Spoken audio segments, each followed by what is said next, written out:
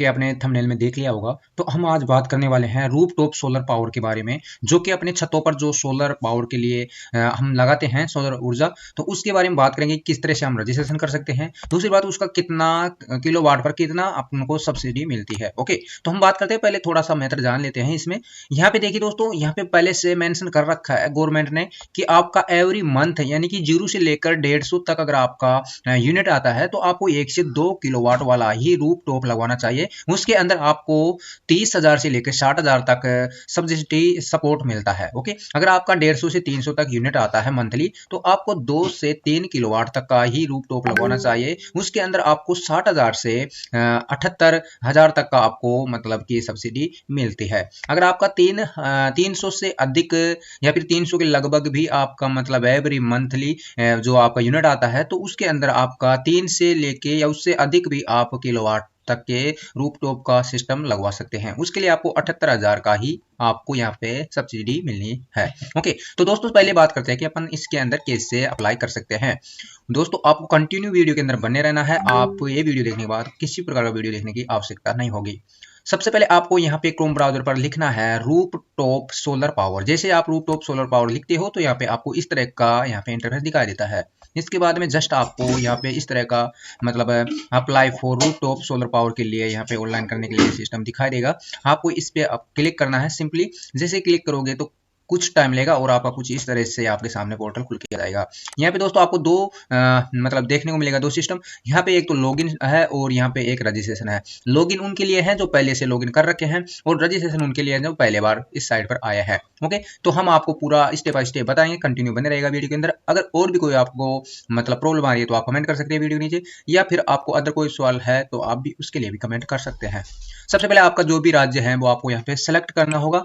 राज्य सेलेक्ट करने के बाद यहाँ पे आपका जो भी डिस्ट्रिक्ट है वो यहाँ पे सेलेक्ट करना होगा। इसके बाद में अपना जो भी मतलब जयपुर विद्युत वितरण निगम है या फिर दूसरा है तो वो आपको सेलेक्ट करने के बाद सामने आपको जो भी आपका बिल संख्या है वो आपको अटैच करना है, सर्च करना है। उसके बाद में आपका बिल पे जो भी नाम होगा नीचे आ जाएगा। ओके, उसको सबमिट कर दीजिएगा। उसके बाद में आपको लॉगिन पर क्लिक करना है। लॉगिन पर क्लिक करने के बाद आपके पास ओटीपी आएगा। जो ओटीपी है वो आपको ओटीपी यहाँ पे दर्ज करना होगा।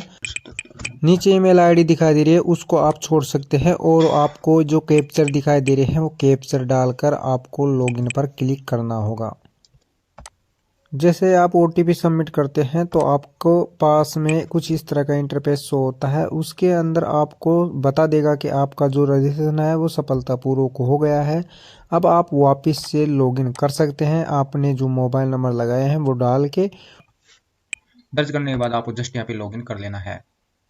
यहाँ पे आपके सामने apply for roof top solar के बारे में आ गया है सिस्टम। अब यहाँ पे कुछ गाइडलाइन दी गई है। इसके अंदर ये बताया गया है कि जो मतलब जितने भी अधिकारी है, गवर्नमेंट अधिकारी या फिर रूफ टॉप के बारे में जो भी सिस्टम में यहाँ पे सक्रियता है, वो आपकी जो रूफ टॉप लगवा रहे हो आप, उसके अंदर सभी देखेंगे पहले, और कितने का मतलब उसके अंदर अनुदान लगा है, आपका कितना पेमेंट लगा है, वो आपको पहले पूरा पेमेंट आप खुद को लगवाना होगा। उसके बाद में ही डिसाइड करने के बाद वो पता करेंगे या फिर डिसाइड करेंगे कि आपका कितना पेमेंट आपको मतलब डालना है। ओके, तो ये आप समझ गए होंगे, और भी आप इसके अंदर दिशा निर्देश देख सकते हैं। उसके बाद में हम प्रोसीड पर क्लिक करते हैं। चलिए हम अप्लाई के लिए ऑप्शन पर क्लिक करते हैं। जैसे प्रोसीड पर क्लिक करते हैं तो कोई कुछ टाइम लेगा और अगला प्रोसेस खुल के अपने सामने आ जाएगा। यहाँ पे अपन देख सकते हैं कि यहाँ पे जितने भी अपना मतलब नाम था इलेक्ट्रॉनिक बिल पर, उसका नाम आ गया है। यहाँ पे कैटेगरी क्या है कैंडिडेट की, वो कैटेगरी आपको सिलेक्ट करनी है। उसके बाद में यहाँ पे एड्रेस ऑटोमेटिक बिल से आ गया है। ओके, विलेज आप चाहो तो लिख सकते हैं। यहाँ पे जितने भी स्टार लगे हुए होंगे आप देख सकते हैं, स्टार लगे हुए हैं वो आपको भरना अनिवार्य है, बाकी आप छोड़ सकते हैं। ओके, नीचे आपका पिन कोड आ रहा है, आप पिन कोड डाल सकते हैं, जरूरी है पिन कोड डालना। ओके, पहले आपने रजिस्ट्रेशन किया था वहाँ पे जयपुर विद्युत वितरण अगर आपने सेलेक्ट कर दिया है, जबकि आपका अलग है तो आप यहाँ से एडिट कर सकते हैं। ओके, इसके बाद में आपको यहाँ पे सेलेक्ट करना है कि आपका सेलेक्ट डिवीजन कौन सा है। तो आपका जो भी डिवीजन है वो आपको यहाँ पे सिलेक्ट कर लेना है। किस तरह सिलेक्ट करना है वो भी मैं आपको बता देता हूँ।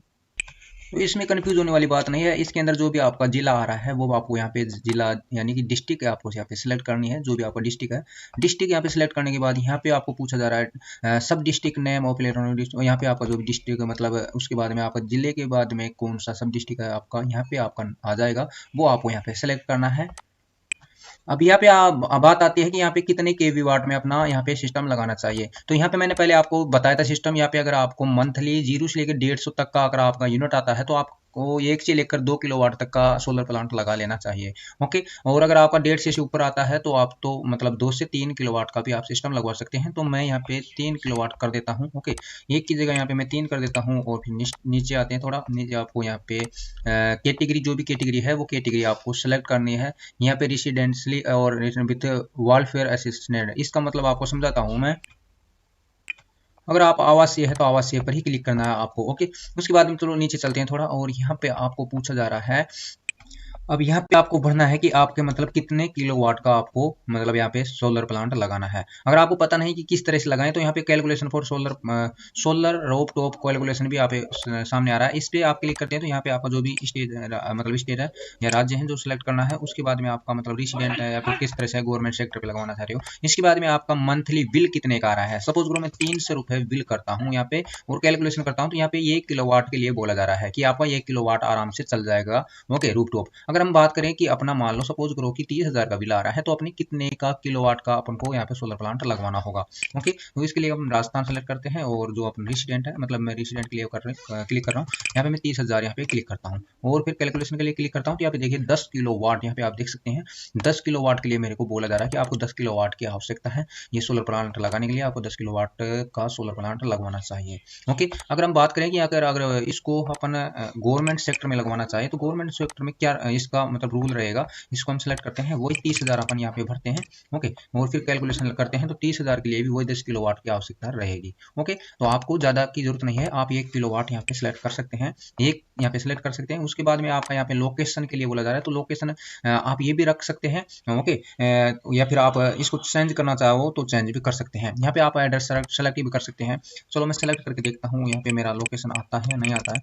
ओके, उसके बाद में आप भी इस तरह से सिलेक्ट कर सकते हैं। आपका जो भी नाम रहेगा वो इस तरह से आप सेलेक्ट कर सकते हैं। यहाँ पे आप देख लीजिएगा कि आपका जो नेम है उसके अनुसार आपकी डिटेल आ रही है या नहीं आ रही है। तो यहाँ पे रिजल्ट बता रहा है कि कुछ इस तरह से रिजल्ट आया आपका। अगर आपका रिजल्ट सही है तो आपको एग्री कर लेना है, वरना आप दूसरा भी चेंज कर सकते हैं। इसके बाद में आपको सेव एंड नेक्स्ट पर क्लिक करना है। इस तरह से अपना अगला प्रोसेस खुल के आ जाता है। यहाँ पे आपको मतलब जो इलेक्ट्रॉनिक बिल है वो अपलोड करने के लिए बोला जा रहा है। यहाँ पे आपका जो इलेक्ट्रॉनिक बिल है वो 6 महीने पुराना नहीं होना चाहिए। 6 महीने से ज़्यादा पुराना होने के बाद आपका मतलब ये आवेदन रिजेक्ट हो सकता है। ओके, तो हम यहाँ पे बिल अपलोड कर लेते हैं। आपको यहाँ पे बिल अपलोड कौन से फॉर्मेट में करना है वो भी मैं बता देता हूँ। यहाँ पे आपका जो फॉर्मेट है वो JPG, JPEG या फिर PDF में होना चाहिए। उनकी साइज आपके 500 KB से अधिक नहीं होनी चाहिए। तो चलिए मैं यहाँ पे अपलोड कर लेता हूँ अपना बिल। जैसे बिल लगाने के बाद आप यहाँ पे अपलोड पर क्लिक करते हो तो यहाँ पे आपको मैसेज आ जाता है कि आपका बिल सक्सेसफुल अपलोड फाइल हो गया है। उसके बाद में आपको ओके पर क्लिक करना है और यहाँ पे फाइनल सबमिट पर आपको क्लिक कर देना है। अगर आपका डिटेल पूरा सही है तो आपको फाइनल यहाँ पे सबमिट कर लेना है। ओके, यहाँ पे पूछा जा रहा है फाइनल सबमिट पे क्लिक करने के बाद are you sure in wait for submit for application. Okay, अगर आप मतलब श्योर है तो आपको यहाँ पे फाइनल सबमिट कर लेना है। उसके बाद में कुछ टाइम लेगा और यहाँ का प्रोसेस आपका सामने इस तरह से आएगा। यहाँ पे देखिए आपके सामने सबमिट करने के बाद यहाँ पे मतलब कुछ इस तरह से डिटेल आती है। उसके बाद में यहाँ पे आपको पूछा जाता है आर यू एप्लीकेशन सबमिट मतलब जो भी आपने सबमिट किया है वो सक्सेसफुली हो गया है। उसके बाद में आपको यहाँ पे सब्सिडी के लिए मतलब आपका बैंक डिटेल डालने के लिए बोला जा रहा है। यहाँ पे आपको गो टू बैंक डिटेल पर आपको क्लिक करना है। जैसे गो टू बैंक डिटेल पर आप क्लिक करते हैं तो यहाँ पे आपको आपका मतलब जो भी बैंक है वो बैंक यहाँ पे सेलेक्ट करने के लिए बोला जाता है। उसके बाद में आपका IFSC कोड डालना है और यहाँ पे आपका अकाउंट नंबर डालना है। दोनों मतलब यहाँ पे आपका नाम डालना है और यहाँ पे आपका अकाउंट नंबर डालना है। यहाँ पे आपके पास जो भी मतलब कोई कैंसिल चेक बुक है वो डालना है या फिर बैंक पासबुक डालनी है या फिर आपके पास स्टेटमेंट है तो वो भी आप डाल सकते हैं, या फिर ग्रुप बैंक अकाउंट है ग्रुप में तो कोई मतलब मान लो कोई कंपनी का है और वो ग्रुप में अकाउंट खुला हुआ है वो भी आप यहाँ पे अपलोड कर सकते हैं।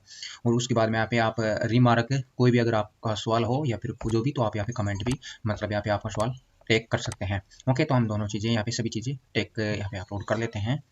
सब चीज़ें डालने के बाद में आप सबमिट पर क्लिक करना है। इसके बाद में पॉपअप खुल के आएगा, उसको ओके करते हुए आपको सबमिट कर देना है। जैसे सबमिट करते हो तो यहाँ पे आ जाता है your bank details has been submit. Okay, और कुछ टाइम लेगा और यहाँ पे आपको देख सकते हैं कि आपका जो भी बैंक डिटेल्स है वो फॉर सब्सिडी के लिए चले जाता है। और यहाँ पे मतलब ऑप्शन खुल के आता है कि यहाँ पे जो आपका एप्लीकेशन है वो सोलर प्लांट वो आपका सबमिट 14 तारीख यानी कि आज 2 तारीख को मेरा यहाँ पे सबमिट हो गया है। उसके बाद में अपना सबमिट जो एप्लीकेशन है वो कहाँ तक पहुँचा है यहाँ पे भी डिटेल बताता रहेगा आपको। और दूसरी बात ऊपर भी आपको बता रहा होगा, यहाँ पे सबमिट हो गया है बैंक डिटेल, यहाँ पे सब्सिडी मतलब यहाँ पे जो भी अपना स्टेटस है वो अप्रूवल होगा या नहीं होगा, वेटिंग के लिए बोला जा रहा है। यहाँ पे आप देख सकते हैं, यहाँ पे फिर सबमिट इंस्टेल्ड मतलब जो भी डिटेल है उसके लिए बोला जा रहा है। यहाँ पे पूरा जो भी स्टेप बाय स्टेप है वो आपको बताता रहेगा, तो आप मतलब टाइम से टाइम आप यहाँ पे चेक भी कर सकते हैं। जैसे मतलब अगला स्टेप होगा तो आपको SMS के द्वारा या फिर ईमेल के द्वारा भी आपको यहाँ पे आपको सूचना मिल जाएगी। तो दोस्तों ये मैंने एक मतलब डेमो के तौर पे बताया है, पूरी चीज़ें आप सेम मतलब अगर आप रियल में भरना चाहते हैं तो आपको पूरी डिटेल चेक करके ही भरना है। मैंने पूरा ध्यान से भरा है। ओके, तो इस तरह से आप आराम से सोलर प्लांट का यहाँ पे आपका फॉर्म अप्लाई कर सकते हैं। अगर आपको ये वीडियो अच्छा लगा है तो वीडियो को लाइक से कमेंट करिएगा। अगर कोई दिक्कत आ रही है आपको तो वो भी कमेंट करिएगा इस वीडियो के नीचे, और अगर आपको कोई हेल्प चाहिए तो वो भी आप यहाँ पे कमेंट कर सकते हैं वीडियो के नीचे। ओके, तो आज के लिए इस वीडियो में इतना ही है, फिर मिलेंगे नए वीडियो में। जब तक के लिए जय हिंद, जय भारत।